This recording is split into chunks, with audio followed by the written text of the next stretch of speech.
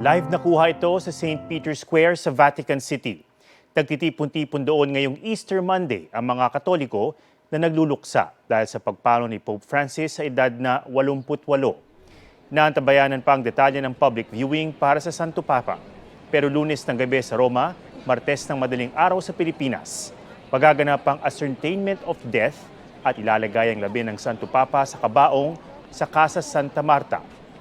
Pangungunahan ng ritual na yan ni Cardinal Kevin Farrell ang Carmelengo at kabilang sa mga dadalo ang Dean of Colleges or Dean ng College of Cardinals at mga kaanak ni Pope Francis. Ang anunsyo ngayong araw ng pagpanaw ni Pope Francis biglaan at nangyari wala pang isang buwan mula nang makalabas siya ng ospital. Tinututukan ng marami ang pagkakakonfine niya ng mahigit isang buwan mula noong Pebrero dahil sa sakit na double pneumonia. May report si Ian Cruz. Cari fratelli e sorelle, buona Pasqua. Sakay ng wheelchair, dumungo sa balkonahe ng St. Peter's Basilica si Pope Francis nitong Easter Sunday. Gaya ng mga nagdaang selebrasyon ng Pasko, Bagong Taon at Linggo ng Pagkabuhay, ibinahagi niyang Urbi et Orbi o to the city and to the world na espesyal na mensahe para sa Easter Sunday Mass. Nanawagan siya ng ceasefire sa Gaza at kapayapaan sa Ukraine na nakikipagyera sa Russia. Matapos ito, bumaba siya para lapitan ng mga deboto sakay ng open-air Pope Mobile. Inilapit sa kanya ang ilang bata. Wala sa hinagap ng mga nag-abang na deboto na ang Linggo ng Pagkabuhay, ang huling pagkakataon pala nilang makikita at makakadaupang palad ang Santo Papa. Carissimi fratelli e sorelle, con profondo dolore devo annunciare la morte del nostro Santo Padre Francesco. Ngayong Easter Monday, inanunsyo ni Cardinal Kevin Farrell ang Camarlengo o Chamberlain ng Papal Household na pumanaw na si Pope Francis sa Casa Santa Marta, ang kanyang tahanan sa Vatican. Hindi dinetalye ang sanhi ng kanyang pagkamatay. Ngunit tinutukan ng marami ang kanyang kalusugan nang ma-confine noong February 14 sa Gemelli Hospital sa Roma dahil sa double pneumonia. Ilang beses din siyang nalagay sa alanganin, kaya nagbunyi ang mga deboto nang masilayan nila si Pope Francis sa pagharap nito sa mga tao bago ma-discharge noong March 23. Nagpasalamat siya sa mga doktor at nurse na nagligtas sa kanya. Ang misa naman sa St. Peter's Square noong April 6, ang unang beses na malapitang sinorpresa ng Santo Papa ang mga deboto mula ng magkasakit. Hinarap din niya ang mga nagsimba sa Vatican noong Linggo ng Palaspas, bagamat may ilang aktibidad nitong Semana Santa na hindi pa rin niya nadaluhan, patunay ng kanyang maselang kalagayan.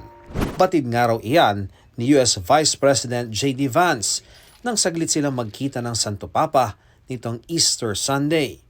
Hello. So good to see you. Natutuwa raw siyang makaharap ang leader ng simbahang Katolika sa kabila ng salungat na pananaw ng simbahan at ng administrasyon ni US President Donald Trump, partikular sa issue ng immigration. Ian Cruz nagbabalita para sa GMA Integrated News.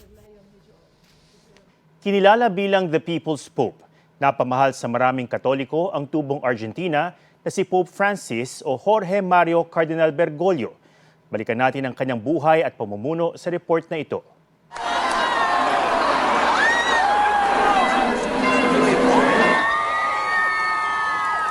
Habemus Papa. March 13, 2013. Isang araw matapos ang Papal Conclave, inihalal na ika-200 at 66 na Santo Papa ng Simbahang Katolika si Jorge Mario Cardinal Bergoglio, ang Archbishop ng Buenos Aires, Argentina. Siya ang kauna-unahang Santo Papa mula sa Amerikas, unang Pope na hindi taga-Europa sa loob ng mahigit isang milenyo at unang pinuno ng mahigit 1 bilyong Katoliko mula sa Jesuit Order. Makasaysayan din ang pagpili niya ng itatawag sa kanya bilang Santo Papa. Wala pang nakagagamit ng Francis, nahalaw kay Saint Francis of Assisi. Inspirasyon daw ni Francis ang payak na pamumuhay ng katukayong santo. Tinawag siyang the People's Pope mapagmahal sa mga bata, may hirap, at may kapansanan. Ang kanyang karisma bakas din sa kanyang bukas sa pakikitungo sa ibang pananampalataya at sa mga miyembro ng LGBTQIA+ community. Progresibo ang pananaw niya sa ilang issue gaya ng diborsyo, tinuligsa ang mga walang saysay na pagpatay sa iba't ibang gyera gaya sa Ukraine at Gaza, habang binabalanse ang mga katuruan at di natitinag na pagtutol ng simbahan sa abortion at death penalty.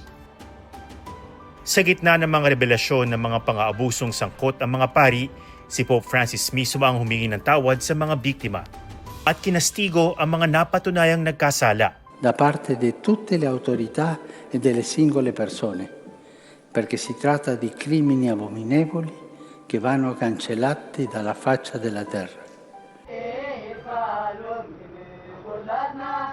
Ilang bansa na rin ang inikot ni Pope Francis.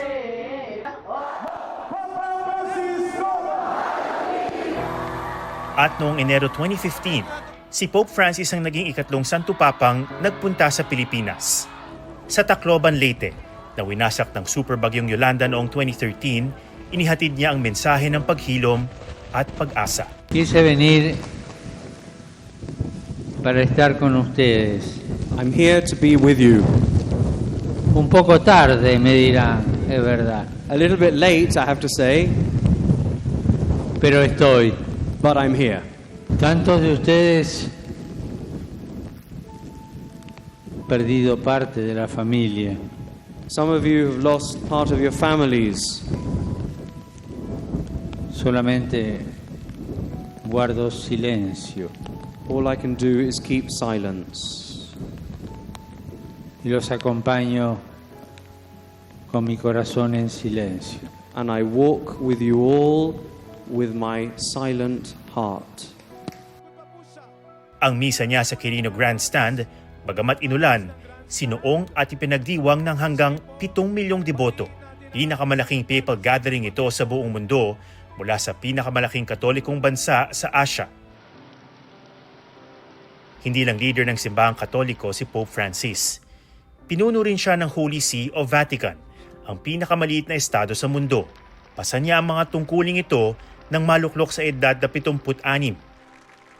At dala na rin ng edad, naging hamon ng kanyang kalusugan. Sa edad na 21, may tinanggal na bahagi ng kanyang kanang baga dahil sa severe pneumonia. May pananakit din sa kanyang likod at binti. Noong 2021 at 2023, naoperahan siya sa tiyan. At noong February 14, na-ospital siya dahil sa bronchitis, na lumala bilang double pneumonia. Nagkaproblema na rin ang bato niya. Ang mga Katoliko sa buong mundo, taimtim na idinalangin ang kanyang paggaling.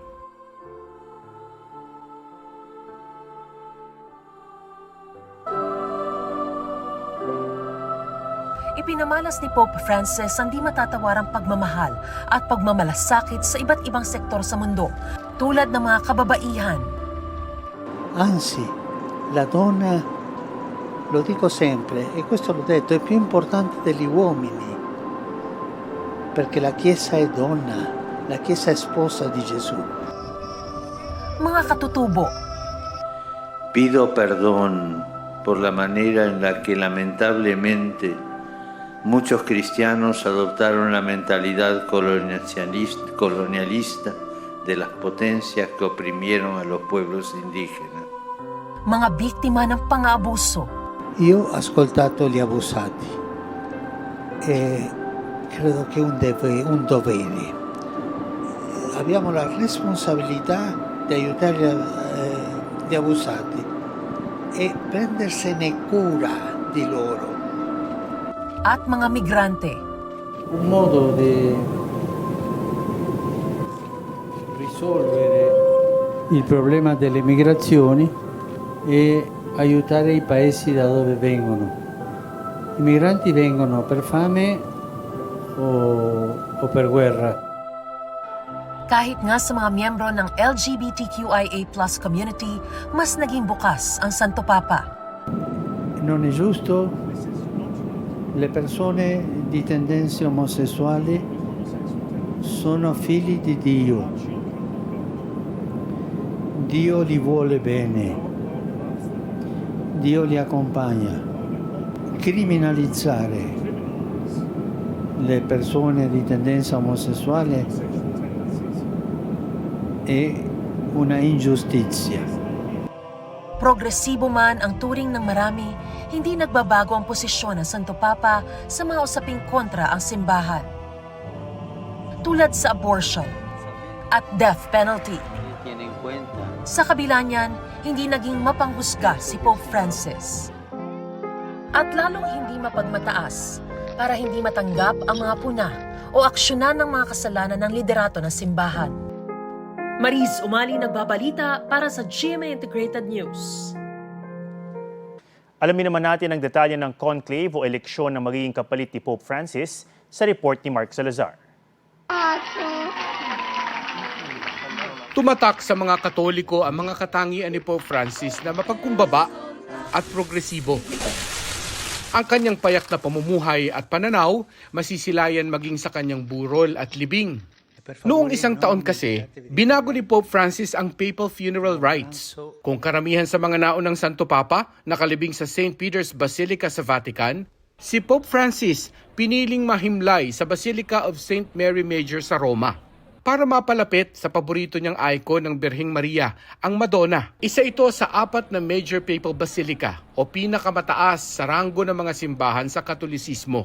Siya ang magiging unang Santo Papang ililibing sa labas ng Vatican matapos ang mahigit 1 siglo. Hiniling din niyang malagak sa isang simpleng kabaong na gawa sa kahoy, hindi gaya sa mga nauna sa kanya na inilagay sa 3 layer ng kabaong.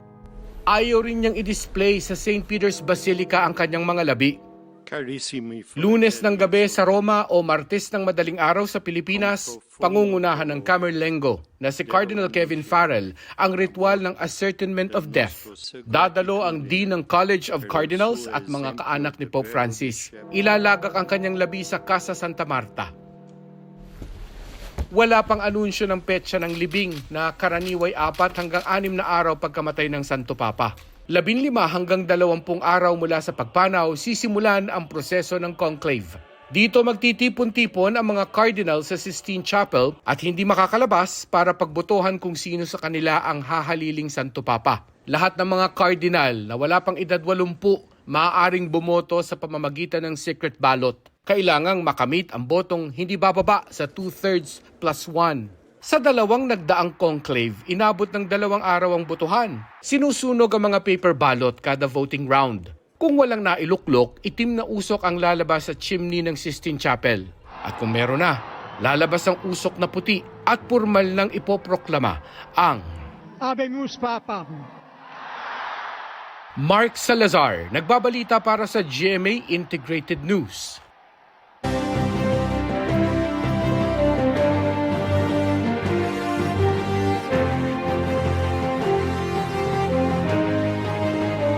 Dalawamput isang araw bago ang eleksyon 2025, muling nag-ikot ang ilang senatorial candidate para ilatag ang kani-kanilang plataforma. May report si Tina Panganiban Perez. Paglaban sa korupsyon ang isinulong ni Gringo Onasat. Si Attorney Jimmy Bondoc, bawas presyo sa bigas ang itutulak. Sabi ni Ping Lacson, dapat mas makilahok ang mga LGU sa paglilinis ng Laguna Lake. Nag-motorcade sa La Union at Pangasinan si Senador Lito Lapid. Presyo ng bilihin ang tututukan ni Congressman Rodante Marcoleta. Isyu sa pagbaha ang pagtutuunan ng pansin ni Senadora Amy Marcos. Food security ang pangunahing advokasya ni Kiko Pangilinan. Isa sa batas daw ni Tito Soto ang pagkakaroon ng 14th month pay. Para kay Senador Francis Tolentino, mahalaga ang ugnayan ng national at local government. Isang tututukan ni Congresswoman Camille Villar ang kapakanan ng agriculture sector. Pagpapatayo ng mga infrastruktura ang isusulong ni Bam Aquino. Prioridad ni Mayor Abby Binay ang libreng gamot para sa matatanda. Abot kayang pabahay ang itutulak ni Representative Arlene Brosas. Suporta sa mga magsasaka ipinangako ni Teddy Casino, Modi Floranda, Danilo Ramos.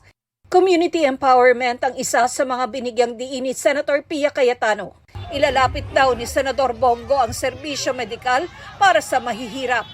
Patuloy naming sinusundan ang kampanya ng mga tumatakbong senador sa eleksyon 2025. Tina Panganiban Perez, nagbabalita para sa GMA Integrated News. Huwag magpahuli sa mga balitang dapat niyong malaman. Mag-subscribe na sa GMA Integrated News sa YouTube.